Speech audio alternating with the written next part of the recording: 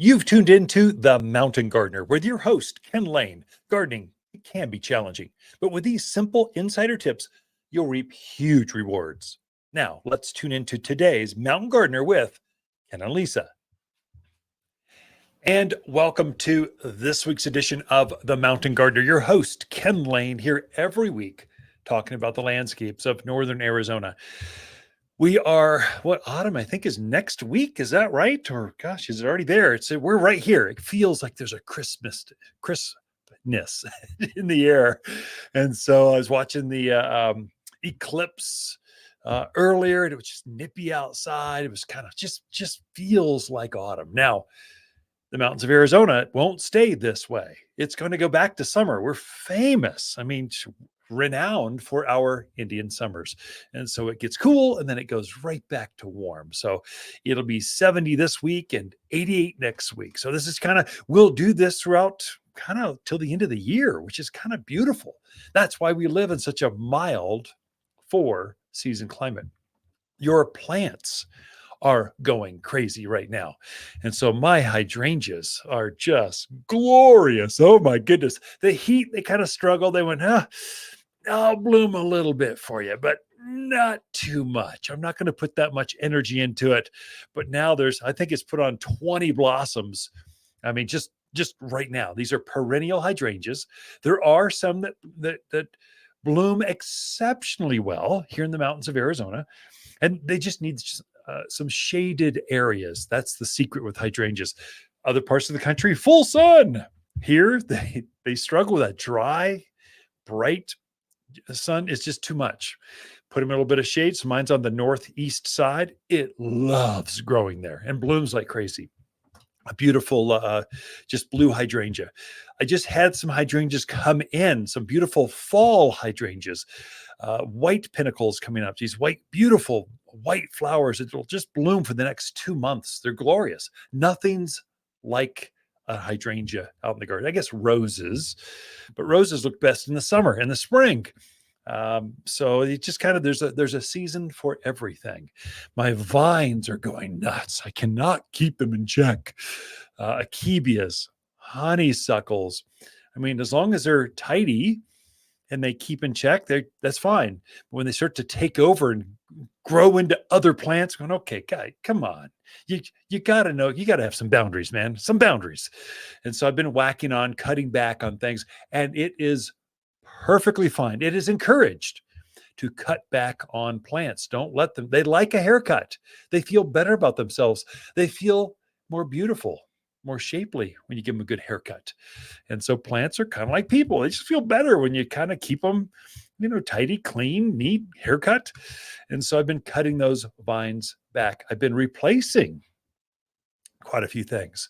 So some of my geraniums, they just were, they bloomed and now they're out of bloom. I'm coming to the end of the season. Geraniums are a true annual. That is, it loves growing when it's tropical, when it's sunny, when it's warm out, but when it's cool, they're not going to make it. And so by the end of October, they're out of here. So I'm trying to pull some of these things out. Some of my Martha Washingtons are gone. Some of the beautiful sunflowers, had some sunbelievable sunflowers. They're glorious. They were in full bloom, but they just gotten so big and so leggy. By the time I cleaned and shaped them up, I went, you know what? I live in America, the greatest country that's ever existed. You're out of here. I'm going to put some nice pansies and violas, ornamental kales. There's a whole series of plants that if I can get those in now and they get rooted and filled, and they will give me continual color, many of them right through the entire winter season. I mean, they'll be glorious until next June. And so it's all about getting them in the ground or in the container I've got lots of pots. And so I'm in the ground or in pots or in raised beds, get them in so they get rooted and plumped and full. So I've got it easily 6 weeks of just solid, just fast growing, fast rooting season left, plenty of time left, but it's strategy to get some of the things I know are going to fade, put the things that I know will look great. As if I can just get them in and full and rooted, they'll be glorious and give me more enjoyment for more months through winter. It's unique. That's a unique area. This part of this lower part of the Rocky Mountains, is high elevation of Arizona. It's mild, but it's still 4 seasons. So you've got the shoulders are much longer of the growing season here as compared to, let's say, a Denver or a Midwest, Chicago, where it's just when it's over, that's it. Now the ground is freezing. Well, that doesn't do that here. We don't have freezing ground. It's just beautiful all the time. One thing I am adjusting. So my irrigation, I did cut back this week. And what I did is I was watering my container gardens every day in the morning. Well, I went back, they seem to be pretty happy. I'm going to cut them back to every other day. And so I went to every other day for my container plants. The trees and shrubs were at once every week. Well, you know what? I think I could go once every 8 days. I didn't play with the time, how long they are running. They're running the same amount of time they are. I mean, year round. I never adjust how long the irrigation goes for. Once you find how long irrigation needs to run to get that water penetrating through the entire root zone, you don't play with that. The only adjustment I'm playing with is how frequently. How many days can I go in between each water cycle? So I've got 8 different cycles. I've got 4 in the front yard, 4 in the backyard. So the containers are on their own irrigation valve. The thyme lawn is on its own irrigation valve. The trees in the front yard are on their own irrigation valve. And the same for the back. And so I'm trying to break up, trees and shrubs are big, deep rooted plants.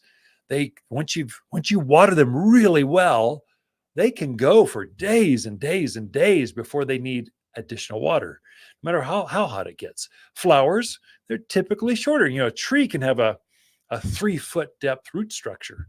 Well, for 3 foot of soil to dry out it takes a long time. For flowers, it's typically about a foot. So you get some echinaceas or gaillardias or whatever it happens to be, some salvias. They're going to be probably a foot to 18 inches worth of roots. Well, it takes a long time for a foot of soil to dry out completely.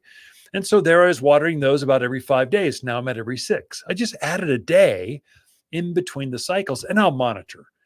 And I'll see if I can cheat it and go a little bit farther. It's cool this week. But I just know it's going to warm back up. So I'm kind of playing it conservatively. I'm going to adjust it back a little bit and then monitor. And if I need to, I can manually run it if I needed to. And so play with that.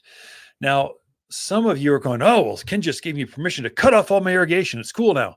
No, plants are actively growing and rooting through October. So you've got at least a month to a month and a half of growing, active rooting system. Plants are actively rooting right now.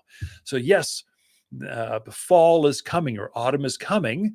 Plants are going to start showing some colors, not quite there yet, but in the next couple of weeks, you'll start to see certain, the sumacs will start turning color. It'll be that leading edge. That's your cue. You can start to cut back, but it's really that hard frost. The hard frost or freezes. That's what you want to watch. And that happens usually the end of October, first part of November, especially for you folks that have a battery operated timer coming off the hose bib off the house. That will freeze if you're not careful. So protect that because it's a $100 valve, $100 clock. You don't want to lose that. For those of us that have our valves in the ground, we are much more insulated. I mean, it will be January, February before the ground freezes to potentially damage those valves in the ground. So if that even happens, that's only if you hire folks, the Groom Creeks, maybe the Ash Forks and Williams, Flagstaff, you folks, a higher elevation. Yeah, you might freeze some ground, but those of us in this 5,000 foot level, Prescott Valley, Prescott, surprisingly, Camp Verde and Cottonwood, you can get pretty cold. That cold air spills down and settles on you. So we aren't going to see frozen ground. It's just so we can protect those. For me, I get one of those large Ziploc baggies. I put some household insulation in it. I just stuff it in there and I just set it on top of my valves in the ground. And then I put my lid on top of that. And I've never had a valve freeze on me ever. So I kind of keep them on year round. but don't turn that system off too soon. That's a big mistake. Keep watering, but cut it back a little bit. I think you'll have a healthier plant. Got a lot in store for you. Lisa Watters Lain coming in with your garden questions right after this. Watters Garden companion plants for September are Russian sage, pampas grass, honeysuckle, and raywood ash. Raywoods are superior shade trees for wind and drought locations. Plant as a single specimen or in a grove for more widespread shade on hot south and western exposures. Dark green foliage forms the perfect round head with leaves that turn a magical wine red through autumn. We sell only the prettiest shade trees at Watters Garden Center. Shop in-store or online at wattersgardencenter.com. And we are back with Lisa Watters Lain in the studio. She comes each week with your garden questions. Just what are your neighbors talking about? So she comes in and we'll just dive right in. But before we do that, we should share our earthquake story. Our earthquake story. Earthquakes. We survived an earthquake at 5:01 in the morning down in Cabo San Lucas. That was 2 weeks ago. We were down there kind of in the middle of the night. Boom. Actually, the building starts shaking, and then you just hear this gigantic pop, pop, boom, like a truck slamming into a building or something. So you heard it. You were awake. You felt it. I didn't really. I thought you were lying. But I was like, yo, you're just dreaming it. And then we were hanging around with other people, and they're like, oh yeah, the earthquake. I was like, oh, darn it. Yep, he was right. Right again. That's our third. Let's see. I've been through the big one in California back in the 90s. The 90s, yeah. We've been through a hurricane. What else have we been through? When we travel, we we were in the earthquake in Napa Valley. Mm-hmm. Was that 4 or 5 years ago? So it split Napa like in two. We were in a bed and breakfast on the second floor, and it just started violently shaking. Yes. And you kind of go, there's nothing you can do because the floor is moving. You can't get to the bathroom where it's safe or whatever, so you just kind of go, this building's been here since 1950 whatever. We were in an old Victorian, the top floor of an old Victorian home, B&B, and it was shaking like something. I'm like, Canada's an earthquake. Or I said it's shaking. He goes, yeah, I know it's an earthquake. Like, do we get out of the building? It's like put another quarter in, let it shake some more. That's kind of feels pretty good if you're not trying to stand. Right. Yeah. Oh my gosh. Yeah, a few environmental, natural disasters. Why is that? It seems like we catch them. Is it because there's always earthquake and hurricanes in the summer, and that's when we're traveling, or why is that? Don't know. Like disproportionate number of things. I don't know. Don't overthink it. Just enjoy the journey. It wasn't bad. The one in Cabo was pretty mild. Yeah. I mean, we've had here in Prescott, we've had some very mild earthquakes. Yeah. Okay, enough about earthquakes and travel and natural disasters and war and rumors of war. How about we should just all garden more? I agree. What do you got for us? Well, our first question is from Terry. She says, I'm pulling out some non-producing summer crops, tomatoes, etc., and want to put in fall veggies. She says, should I freshen the soil, putting in more mulch, manure, nutrients? What should I do to the soil? Yeah, Terry, that's actually a good question. So especially where you're pulling out things that have been aggressively growing, corn, beans, peas, your tomatoes, tomatillos, big squash, pumpkins. These are big plants, and they use up the soil because they need to create such strong growth and lots of fruit. So I encourage you, yes, it is time to make the transition. You can clear out the things that aren't producing. What should you do? Mm-hmm. If it's in a raised bed, the easiest thing would be put a bag of potting soil in there. That's what the plants are grown in. You're probably starting things not by seed right now. I guess you could, but you're trying to get a jump start on things. So we've got little starts here at the garden center. Well, the starts are started in potting soil. Just dig that old stuff up, get rid of the old roots as best you can, free up some room for some fresh potting soil. And then at the same time, I would add some food. Just put some nutrients in there. And a little insider tip. We've been doing quite a bit of planting at our place, and we've got a new product here called Woolits. Woolits are like wool pellets. They're wool like sweater wool, like sheep wool. They pelletize them, and they've got a 9% nitrogen fix. They've got some potash. They expand to hold moisture. They had aerate to the soil. The science behind these are amazing. Just get a bag of that, and that'll really jumpstart your broccoli and cauliflower and spinach and lettuce and all that other stuff you're planning on planting. I even added it to some of my pansies and viola to wonderful effect. It's amazing how quickly things are filling in. So this is some potting soil, some actual food, and some woolet pellets. We've got all that here at the garden center, and you are ready to plant almost like immediately. Mm-hmm. So, So what's your thought on not raised beds, but like in soil? Would you use manure this time of year? Or do you think it's too hot? Better to go with other. I recommend putting manure down, but not planting directly in it right away. It's just too hot. Generally, I say if you're going to leave the bed open, let's say you're pulling some flower beds or you're going to pull out a big space and you're just kind of shrinking the garden down. Yes, very much. Add a 2 to 3 inch layer of manure in that space, but then let it set. Because Terry wanted to pull out tomatoes and put new things in. Kind of went, better safe than sorry. Potting soil is definitely a better way to go, where you can just, like, in the same day, get your broccoli, get some cauliflower, pull the plants out, add some potting soil, woolets, and some food, boom, pot them right in, water it in, and watch them grow just like that. You'll be harvesting through the end of the year. Kale through the entire winter. Oh, yeah. Kale's a weed. Definitely. All right. Next question is from Chris. Says he picked all the fruit from his peaches and nectarines. He wants to know if he can prune them back now, or is it best to wait until February? Yeah, Chris, probably better to wait. Now, with that being said, you can prune 10% of the foliage mass whenever you want. So if it needs a haircut or it's trying to poke in the eye or something, prune it, get it out of the way. But that major pruning is done in midwinter. And the reason this is, Chris, there's bugs out right now. There's disease. There's things floating around. If you make a cut, the sap of those, especially pitted fruits, it's really sweet and very attractive to pack rats and beetles and aphids and everything else. But in midwinter, the sap's not flowing. You don't have to do any special care for the wound. After you made that cut, it's just safer to do that major. I really got to cut this thing back. Usually January, February, March. It's a big window. Enjoy the holidays. Then go after, because I love your ambition, but kind of hold back and kind of, it might be a little too soon. Yeah. Okay. Our next question, but before I ask it, I have to know, where have you been? You have spider webs on your hat. Oh my gosh. So distracting. Look at that. Yeah. I don't know where I've been. I've been helping Eric hang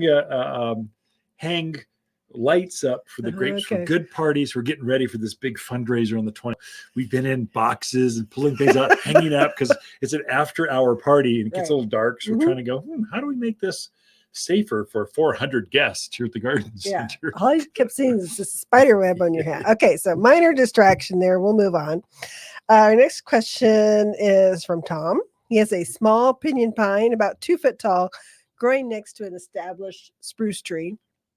He knows he needs to move it. He wants to move it to a better spot in the yard. He wants to know when the best time to move it is. And then also, once it's moved, should it be put on irrigation? Yeah, Tom, those are actually really good questions. Can we answer this in 2 minutes or less? You're getting it smaller. That's great. Good idea. The best time is when it's dormant and completely cold. So you want it to be chilled.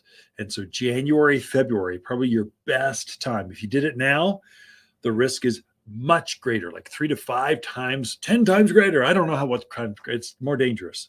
In midwinter, because it's in stasis, the sap is not really flowing. You can make more mistakes and have more success. So dig that hole where you want it to go first. Then you get as much of the root. It seems like a little 2-footer would be fine, but get as much of the soil as you can physically lift, because those tap roots go, you never know where. Then move it over, keep it exposed as short a time as you can, not because it's cold in January, but because the air is dry. So you want to move it, put it over there, plant it. We've got a planting guide that would help you, Tom. Come get that. You'll need 3 things when you transplant it: some mulch. So you're trying to control the drainage, basically. These are such dry drought hardy plants. You want to mulch, helps it to aerate kind of stuff. You want some transplant shock. Oh my gosh, root and grow. It is going to root. It is still rooting in midwinter. The ground is not frozen. It'll help it transplant for you. Do that every, I don't know, at least every 2-3 weeks through winter until you see the new growth coming up. And then put a little bit of food around it, some all-purpose plant food that will encourage it to stay green and kind of take. Should you put on an irrigation? I would lean towards no or yes. I don't know. That first, to put it on there to get it established would be great value. But then at the end of next growing season, probably take it off and do it by water by hand kind of thing. It's how I'd recommend that. But that there, Tom, come in for the planting guide. It's got all of that with instructions and pictures. It'll really help you. But wait until January. That's it for this segment. Be right back with the Mountain Gardeners, Ken and Lisa Lain, right after this. Watters Garden companion plants for September are raywood ash, Russian sage, honeysuckle, and ivory feathers pampas grass. Ivory feathers is a dwarf pampas grass that blends perfectly into desert landscapes. The ivory plumes reach overhead height for architectural style around patios and ponds. Well suited as a visual barrier or hedge in the far reaches of the yard. You will find only the brightest grasses here at Watters Garden Center. Shop in-store or online at wattersgardencenter.com. So I love the autumn or fall planting season because it's more decorating than anything else. I mean, it's in the spring, it's just everything is so bare. You're just trying to get the soil ready. Everything is so big and laborious. It's just clean up, pruning. Oh my gosh, it's a lot of work. It's beautiful, it's rewarding, it's healthy, it's therapeutic. I mean, there's a lot of good things, but the fall season has an element of that. But basically, the gardens still look really good. They're really full. They're still fertile. There's still lots of things growing. But I'm trying to make pockets of color. I've picked the pumpkins out of my patch, and now I've got them by the front door, and I'm decorating with those. And so it's much easier. I just cleared out all of that pumpkin vines. Are so easy to clear. Just one huge 20-foot vine, take it out of there, and the whole garden's cleaned. It's super easy. And now I can accessorize with some mums or pansies or kale or violas, or I can put some broccoli, cauliflower. There's a whole series of plants you can put in to kind of fill in those little pockets, but it's not the same amount of work that you had in the spring. And so I'm doing a lot of that. I've cleared out, what did I clear out this week? Tomatillos are gone. A couple tomatoes are, they're just kind of, I don't need any more. You're done. And you're taking over the entire garden. You're getting too big. Zucchinis, tomatillos, a few things. Peppers are still growing like crazy. So those things that are still producing, you're allowed to stay. Otherwise, I am quick. I mean, just quick to pull you right out of there. So I had some sunflowers. They were glorious. Not big, not that great big. This is unbelievable. An ornamental sunflower. It's beautiful. It probably had 30 blossoms on it. Yeah, but I just got tired of deadheading. I was deadheading the flowers to get it to bloom one last time. And I went, you know what? That's it. You're just too, I don't need a 4-foot wide plant in this container. It's taking over the whole patio. You're out of here. Put a little bit of fresh potting soil. And I put some beautiful blue kind of light sky blue pansies, mammoth pansies in there. They're filling out. They're just as happy as can be. They're going to fill out that entire container and be in full bloom for the rest of the year and into next year. Easily it will bloom till through next April or so, May. And so I'm just trying to be positioned like that around my ornamental or topiaried. I've got quite a few topiaried structured like junipers, pine trees. They're beautiful. They're pieces of art. I've trimmed those back so I can keep the shape. So I've got this couple spirals on either side of the back patio. Looks on either side of the sofa. I mean, it looks beautiful outside. It looks like a living room. I don't want those topiaries to get out of shape. And so they're growing so fast, I just shaped them back up. I had some bacopas and some wave petunias at the base of them. I went, okay, you're kind of okay. There's a couple gaps. Do you know what? All you guys are out of here. Put a little bit of fresh potting soil in there, and I put some violas. So some beautiful, smaller pansy looking things, or Johnny jump ups is what your grandparents called them. So I'm actively trying to change out a few spots in my gardens to make room for these fall and winter plants. And so you can have beautiful, I mean, striking, stunning, glorious gardens year round. We don't have a break here. You can plant. I just got these beautiful hydrangeas, the best looking maple trees of the year just came in. So you can still plant those and they will actively root. And they'll give you this beautiful pop of color through really well into November. And so we don't really truly hard freeze until sometime in November. We don't get our first even inkling of some snow until December, really January. So it's kind of plenty of season. It's just so mild. It's so nice. But I like the autumn because it's more about decorating, kind of reassessing, cleaning things up. If you need to prune or shape things, go right ahead. What the book says is you can prune up to 10% of the foliage mass anytime you want. Dead of summer, fall, spring, whenever. The heavy pruning is done late winter, early spring. That's here in the mountains of Arizona. That's typically February, March. You're going to see in your garden stream going through your phone, through your Facebook, through your social media outlets, you're going to see people on TikTok telling you, oh, prune back your roses, prune them back now, fall plant, fall. Don't do that here in the mountains of Arizona. Don't listen to everything that comes across your feed. Some of it is totally wrong for here. It's right for Phoenix. It's correct for Tucson, Palm Springs, Southern California. It's not right for here. Here we wait to prune back our roses until March. And so don't be tempted to do too much. I want to kick my phone or throw it sometimes. Going, what are they telling? People are going to be doing this. This is crazy. So, but you're tuned into here, the Mountain Gardener. You're watching the podcast or whatever, however you're taking in this content. It's for us. It's what I'm doing in my own yard. And I'd like my friends to have the same success I do. And so I share that information through my garden columns and my radio shows. Well, that's it for this segment. Well, let's wrap this thing up. We'll have Lisa Watters coming in with her garden advice after this. Watters Garden companion plants for September are Russian sage, pampas grass, honeysuckle, and raywood ash.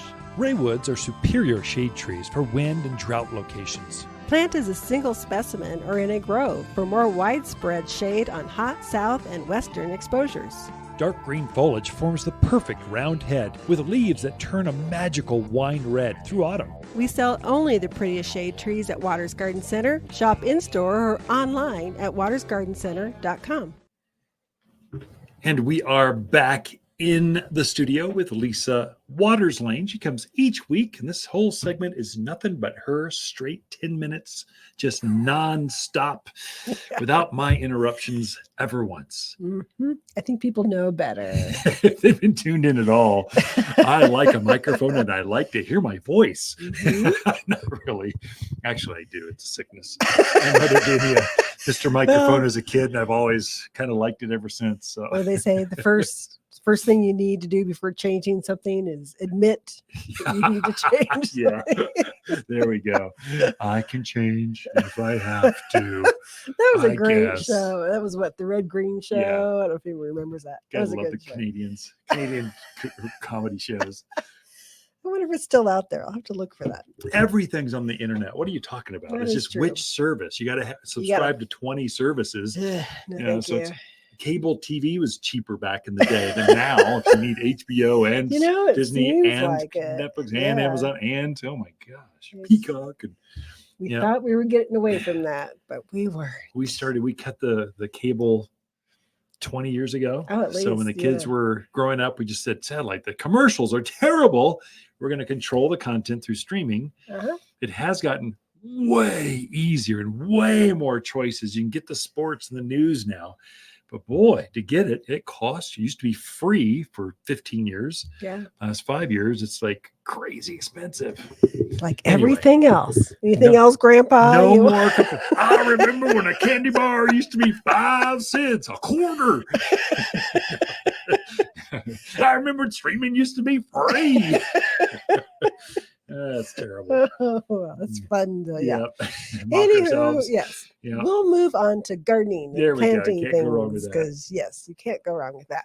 So I'm going to hit on ornamental grasses, using grasses in your landscape. And you're probably going, Lisa, we've heard this before, but we have so many in right now, and they Stunning. look beautiful. So if amazing. you actually want to see what they're going to look like, now Yeah. is the time to be shopping for them and planting them. They're fully mature too. So, Right. it's not just the pampas grass. Pampas grass is not fully mature. They look innocent in the store, in the garden center, and then they grow up into these 6 foot, 8 foot beasts. Right. So, but most of the other ornamental grasses, Mhm.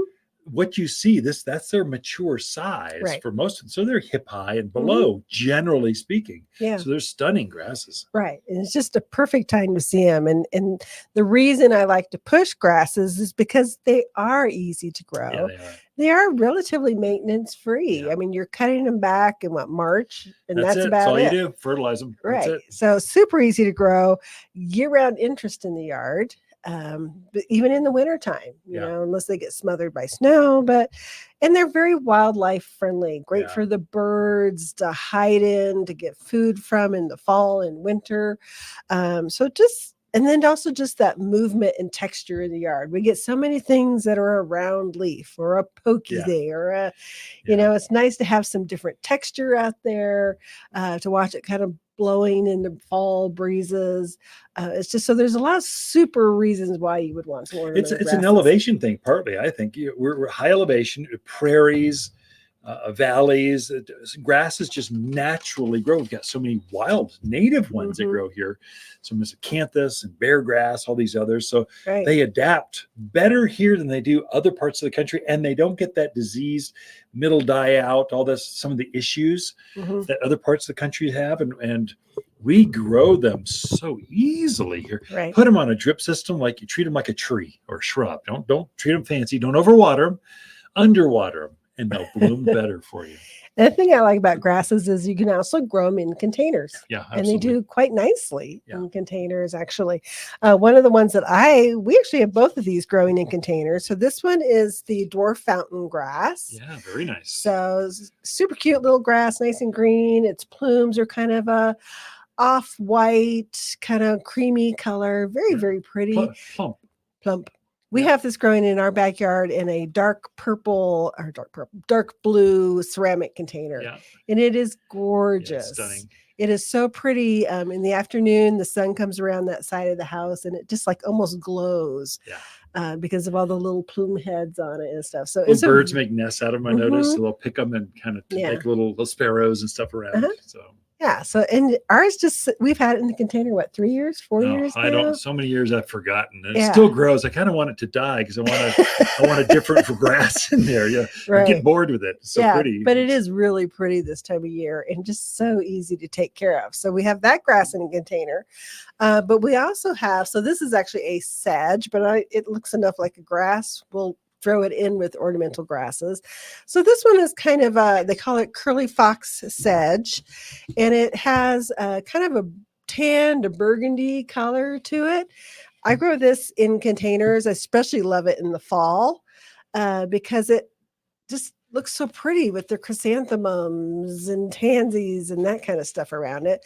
In the summer, I think right now I have an ivy growing around Yeah. it. So I have the brownish red of the sedge, but then the ivy it's a variegated green and white one. It's a really nice contrast. It's stunning. Yeah. It's very, very, Very pretty. stylish. So yeah, so you can grow grasses in containers. These are only knee high. I mean, Right. they're short, so they don't overpower Mhm. their space or their container or the raised bed, or they don't get in the Right. way. And when they do, you just whack them back and go, That's that's true. enough. You're done. That's right. So grasses can be grown singly. So some of your big grasses, like your big pampas grass, can be a big showstopper out in the yard, or or you plant in mass. So grasses, I think, look really pretty planted in like 3s and 7s and kind of cluster them together. Yeah. Can be really attractive. I think more people need to collect grasses. Like we have a collection. We got, I don't know, it's 5 or 6 varieties. Mhm. And people collect conifers. They collect Right. fruit trees, roses. You could easily collect grasses,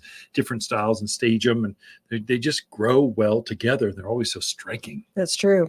So one of the new grasses that we have, I would bring it in, but it was too big, but it was pretty. It's called a Black Hawk blue stem grass. It's probably, I'd say about 4 foot tall. It's going to get about 6 foot in your yard, probably about 2 foot wide.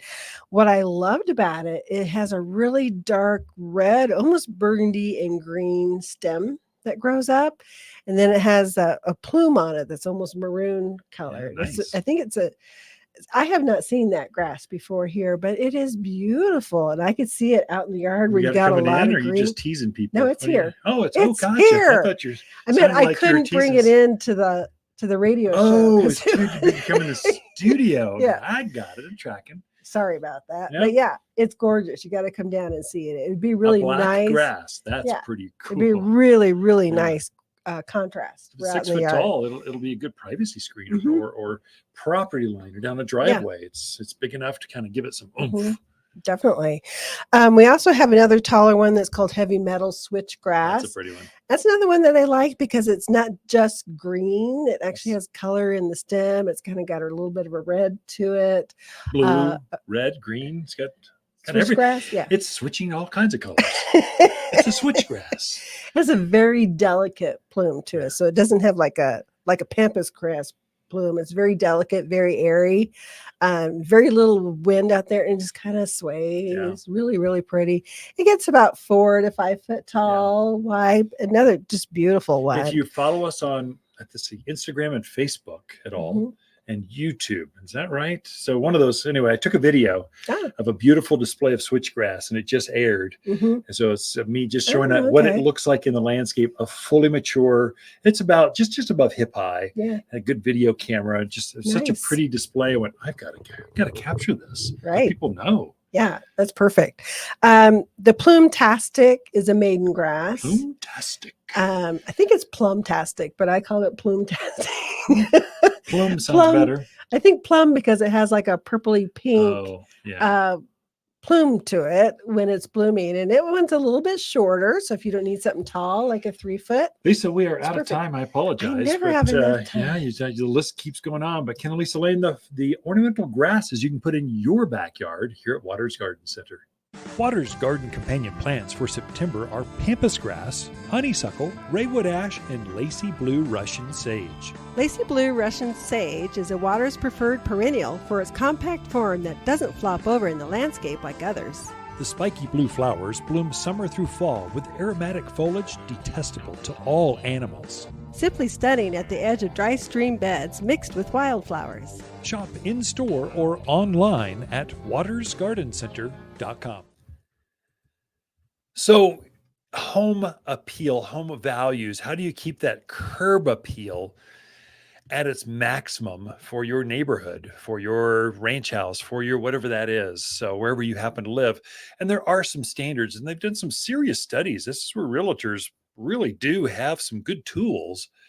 They can help you maintain or increase the value of your home. And it all starts with number one, trees. Trees are something you plant now and they grow. The best time to plant a tree was 10 years ago.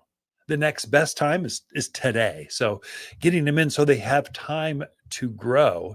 And they actually have insurance claims on trees. They'll tell you that if something happens, lightning strikes, it falls down, there's a value to that. And so there's some calculators, the National Tree Benefit Calculator. You can kind of look that up. They measure by your property's value, the CO2 reductions, energy savings. There's several things that go into that. But the typical ash tree, ash is there's a native Arizona ash. If it's got about a 24-inch trunk diameter, so maybe the average kind of smaller, bigger tree, it's kind of mature but not huge, can be up to a couple $100, the value. Catalpas to $300. Maples and sycamores are right up there at $300 per tree. And as they get up into that 16-inch level, I mean, that's where you're going, whoa, that's a serious tree. My gosh, 16 inches around, you're up to easily $2,000-$3,000 for the value of a tree. So that's where you set the stage. There's some things where just looking at a tree, sitting underneath one just for 5 minutes de-stresses you. It's just like there's a therapeutic thing that happens to you personally. But just properties that have trees, they can save on average about $200 to $300 in energy savings. That's the U.S. Department of Energy. And when they're planted as windbreaks, they can reduce your winter heating bills by up to 15%. And air conditioning can be reduced by upwards to 75%. If you got a lot of shade, it just really, really cuts back on how much you need to cool down. So trees do a lot. I think they start with that. The other one I kind of researched, native plants. Compared to, let's say, a lawn. So you folks from the Midwest, you all love your lawns. Here in the Southwest, we're less in love. There's some lawns, but they tend to be smaller, kind of less. We don't have the whole property. So you can spend up to $20,000 over 20 years for the traditional lawn. That's a whopping $20,000. That's a lot. And that's probably before it was inflated. Maybe it's 25 now. Over as opposed to native plants or low care shrubs and ground covers. That's on the average per acre of native plants. You're over 20 years, about $3,000 compared to 20. It's huge, the difference. And so we tend to do a lot of micro irrigation or drip irrigation with low water and kind of water efficient plants here in at least the mountain areas of Arizona. That's another way you can quickly add to curb appeal. So, and that's, I'd say, clean up. A lot of folks, let's say you bought that pre-owned home and the gentleman that was taking care of it couldn't over the last 5 to 10 years and it kind of got overgrown. Cleaning things up make a big difference, including some of those natives. Outdoor lighting has surprising impact on the value of your home, how it looks, how it's perceived. 41% of all home buyers want lighting, or say it's actually essential. 49% desire it. So almost half desire it. 41% say, "Yeah, I got to have it." And so, and I think there's a difference between solar lights and just actually installed, nicely made fixtures. It gives you that resort feel in the backyard. We enjoy our season from spring through fall. So just glorious weather. And so you can be out there and enjoy that lighting more longer periods of time than other parts. So insurance companies will give you about a 5 to 15% discount on your homeowner's insurance if you've got lighting with tasteful plants and you've got not any real claims out there. Just it adds security. There's a lot to it. So it reduces burglaries, that kind of stuff. Fencing. Other than chain link really doesn't add value, but cedar fence, block fences do. They can add up to $2,000 to $5,000 worth of value, perceived value to your home just by having fenced areas. And so retaining walls and terraces, it adds more useful space to your landscape. And so the average 20-foot long by 30-inch high stone wall can increase the value of your home by $2,000 to $3,000. And then walkways, surprisingly, from just the backyard to the front yard, or down the side property line to the front door, having something nice out there can add up to like $20 a square foot to your, it just adds this welcome to my home. I'm glad you're here. Now, with that being said, looking at appraisers, they go, yep, as long as it meets the neighborhood standards, you're good. If you get crazy wild and it's more artistry than landscaping or fitting in with all your neighbors, if you stand out, it almost brings you down. So people go, oh, I don't want to correct all that. I just wanted beige. Okay, maybe that's extreme. Gray is the new beige. Maybe it's all gray. But having tasteful walkways, not broken glass or some of that kind of stuff. You can get really creative. And I love the artistry. You artists out there, I mean, I love you guys. I'm right there with you. But we're talking about curb appeal and what gets your house remembered and adds to the value of your house. trees are where it's at. Uh, Low care shrubs are right there with it. Outdoor lighting, fencing that kind of either for mainly pets or to keep javelina and deer out. There's reasons of different ways for it. Making the property, especially on inclines with raised beds and terraces, make a big difference. And then walkways. Those are the ways you can really make a kind of a quick impact. Now, I guess not so quick. It takes a while to put a walkway in. But those are ways that really keep it up. And then just I've got several properties that I've bought over the years that were just overgrown. They just needed some TLC to kind of get them back to where they looked groomed. And so the plants are wild things. And when left to their own, they just go wild. What makes them beautiful is when you take a wildness and then you tame it and groom it, clean it, shape it.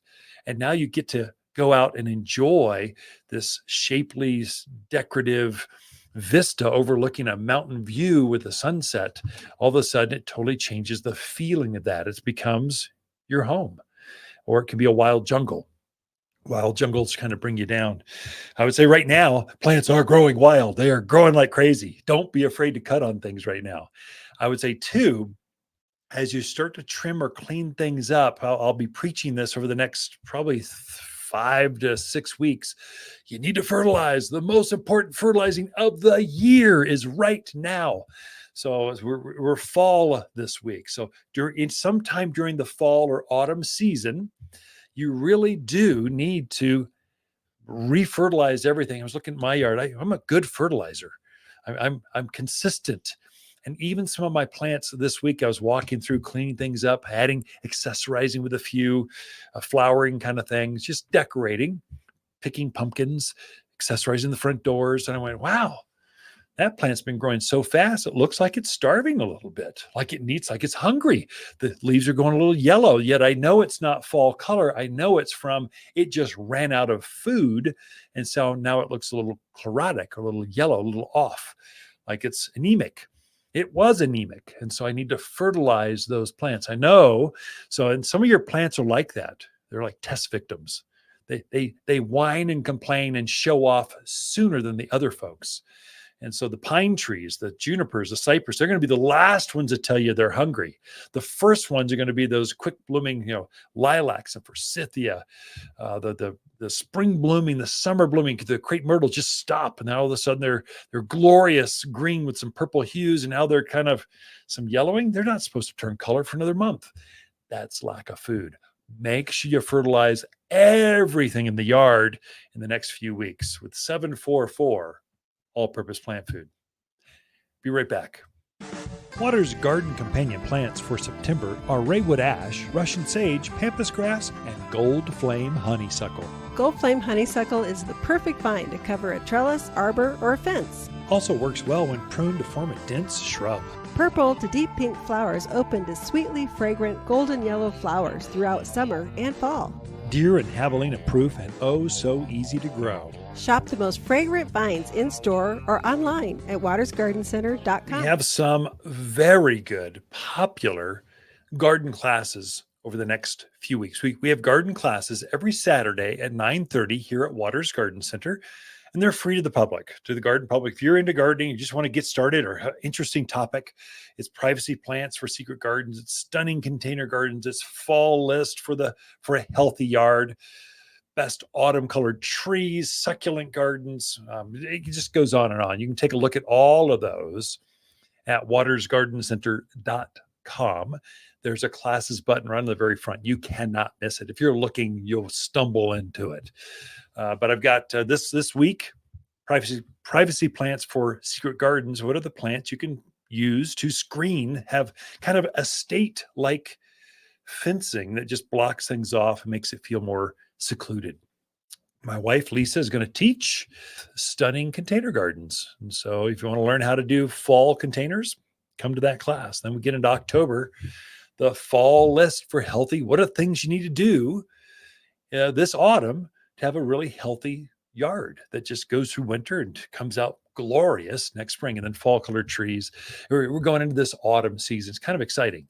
What I'm most excited about is Grapes for Good coming up last Sunday in September. Please join us. It will be a hoot. It's like the largest garden party in the county. And we get together. We just have fine wines. Barry over at El Gato and Tormes is catering that. He's the chef. He pairs the foods with the wines, and it's just a big gathering of who's who. And we try to raise money for the schools. And so it's Bradshaw Mountain, Prescott High School, several schools. There's a summer reading clinic. I partner up with a local Rotary Club. I give them the garden center. I give them all the resources to market, PR, kind of get it going, to fill the place up, get them sponsors. And then they basically have a gathering. It's $80 to get in the door. All the money goes right to that cause. Rotary kind of funnels that and makes sure it goes to the right schools for the right causes. And so it just kind of fits. I'm hoping to raise over $100,000. Last year was 102. We'll see if we can break that this year, but it's African safaris and it's golfing to Sedona. I mean, it's all kinds of really great, really good fundraising kind of value stuff. Folks are showing up not just to get a great deal. They're coming in to give back to the community that makes a difference. And so you can buy tickets online at PrescottFrontierRotary.com, or just type in grapes for the number 4 good. I showed up, like the first whole page of Google just showed up. It shows you how to get there. Or we actually have physical tickets here at the garden center. Come by. Oh, we'll get you one. So you're writing the checkout to Prescott Frontier Rotary, and then we give all that money to them, and we'll make sure you get inside the door. Bring neighbors, bring friends. It's kind of a fun thing to do in the community. And so it's from 5 to 8 o'clock. We close the garden center down. We're starting to clear out the back greenhouse now. It's that very back, huge structure. There'll be live music. It's just a fun event. Fun to bring your friends or family, just your neighbors. It's a good event. So Grapes for Good, set from 5 to 8 o'clock. And of course, throughout the week, Lisa and I camp out here at Watters Garden Center. We're here. You're in the planting season. Fall is for planting. You can keep going. You can decorate, accessorize. We're here to help you with that. Lots of new plants came in this week. Kind of exciting, actually. The fall plants are prettier than others. But throughout the week, we camp out here at Watters Garden Center. We love talking to fans of the show. Watters garden companion plants for September are Raywood ash, Russian sage, pampas grass, and gold flame honeysuckle. Gold flame honeysuckle is the perfect vine to cover a trellis, arbor, or a fence. Also works well when pruned to form a dense shrub. Purple to deep pink flowers open to sweetly fragrant golden yellow flowers throughout summer and fall. Deer and javelina proof and oh so easy to grow. Shop the most fragrant vines in-store or online at wattersgardencenter.com. For a more fruitful garden, increase success in the landscape that just feels better, then tune in daily to the Mountain Gardener podcast. Subscribe through your favorite podcast streamer or visit wattersgardencenter.com. Better yet, visit me directly right here at Watters Garden Center. Thanks for tuning in.